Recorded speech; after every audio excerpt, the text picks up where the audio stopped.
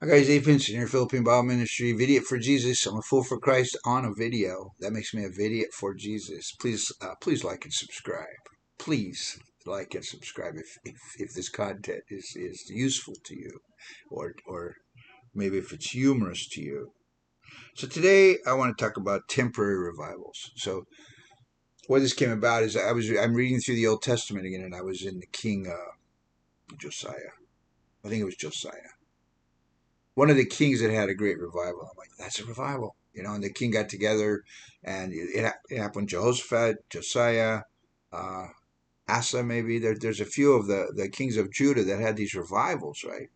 And then it said, and then they sacrificed 7,000 bulls, and all these people came there, and they vowed to follow God, and it was a revival, right? So I went in and looked on. I usually use Google. I try to use DuckDuckGo, but I often forget to open that app. So it's usually just it pops up, and I put in revivals during the kingdoms of Judah, and it lists like 4 or 5, and it says these are all temporary. And I'm like, what do you mean They were. What do you? Well, they didn't last. I mean, some of them lasted for 40 years.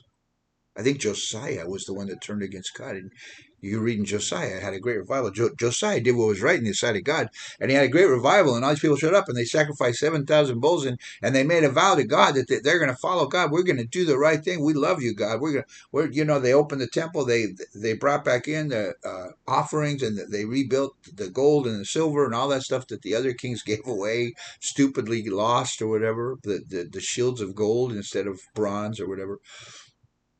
They did all that, right?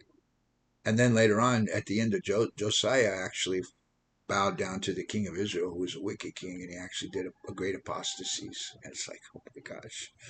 So what is this about? Well, and then I started thinking about the revivals that I'm aware of: the Welsh revival, the Azusa Pacific, the South Africa, all the revivals that happened mostly in the beginning of the 20th century, right? I think about the Great Welsh Revival. That's the big one. What's the guy's Evan, whatever his name, I forget his name. Welsh, and then even the Moody revivals, and in England, and in the Great Awakening, and Charles Finney, and all these revivals, right? And you think, man, that was it. But then you see what happens. For Finney, it was better than, say, what's the guy's name? Billy Graham, because Billy Graham revival, it's like a little like a firework, and then what happened?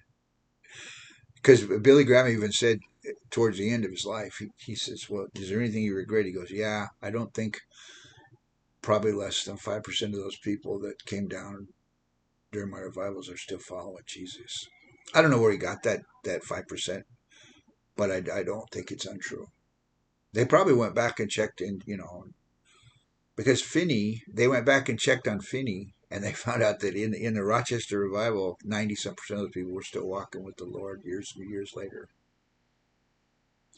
So why is it a temp? And I'll tell you why, since I brought that up. Because Finney stayed there. He didn't just show up and do 45 minutes, 3 days, and then 45 minutes speech, preaching, and then come down, and then I'm a Christian, and then nothing.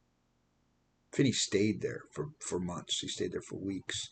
He would preach. He wouldn't just preach once. He would preach and preach and preach until he felt that the people were like broken, and then he would say, "Okay, let's go." And he came back later, just like Paul went back to. If you read the book of the Acts of the Apostles, Paul went back to all those places again and checked in and had a real fellowship with people. So revivals are good, and I think it was in the Welsh revival. That place is terribly dark now. It's terribly pagan. It's terribly worldly. It's terribly woke. There's the revival there, and even the Pentecostal church has become terribly lost. Right. So however it started, I'll say this: lots of people, the great signs and wonders, right? And so what happened? So here's what happened in Finney's day.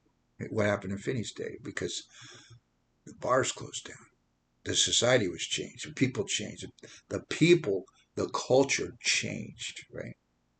Now Charlie Kirk might have been on the cusp of something. Like I was watching a blogger the other day. He said they killed the right guy. Why? Because the youth were like, and even now there's There's more a revival. I wouldn't call it a revival because I'm very picky in my. I'm almost like a pure vegan when it comes to revivals. If I don't see a change in the people, if I don't see the people start sending people out to the unreached people, fulfilling the call of God, just radical things happening in the society and in the body of Christ, not just 10,000 people came and got baptized last month. Don't you know there's a revival? Okay, now what? You know, even in the Jesus, what's it called? The Jesus Revolution, the Pastor Chuck Smith and it happened in other places too, that the great movement of God, the hippies becoming Christians and all that. A lot of lives were changed, but now what? Right? And now what? You go to those same areas, what's happening in Costa Mesa? Well, there's no sin there. There's no, because people fall away, right? So temporary revivals, it happened in the Bible all the time. Happened in the Bible. Solomon became evil, by the way. Was Solomon the greatest king? He's the worst. The wise Solomon, he wrote the book of Proverbs, and then God turned his heart away, and then he was sacrificing babies on the fires of Molech, and then he was disgusting. So how do we make revival last in us? So someone once said, I'll just close with this thought, right? How do we have a permanent revival? Because I feel the same thing happens to a lot of Christians. There was a guy, I forgot his name, doggone it. You'd think I'd know his name by now. It was an Italian name. He was with Billy Graham when he started during World War II. And during World War II, him and Billy Graham went to a picture show. I don't know what they want. Saw the Ten Commandments or something. I don't know what it was. But in those days, they used to show newsreels in between the movies or before the movie. They show newsreels. They didn't really have TV. All they had was radio. And they were showing how they liberated these when the Jewish concentration camps were liberated and how horrible it was, right?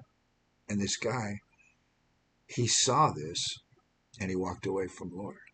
He was like, not only was he up there with Billy Graham, but Billy Graham looked up to him. He was a great evangelist, and he walked away from the Lord because he said, "How could a God allow this?" And that's it. I'm done. So it happens in us too. It can happen in us too. It can happen in us.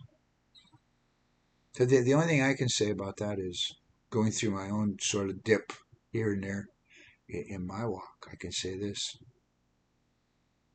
God needs to break you, and then you need to follow Him. Revivals start with brokenness. They always start with brokenness. People don't realize this. They don't realize that there's brokenness happening. People are praying. People are vexed. People are crying out to God. We're doing that here in Kamaya. And then when God moves,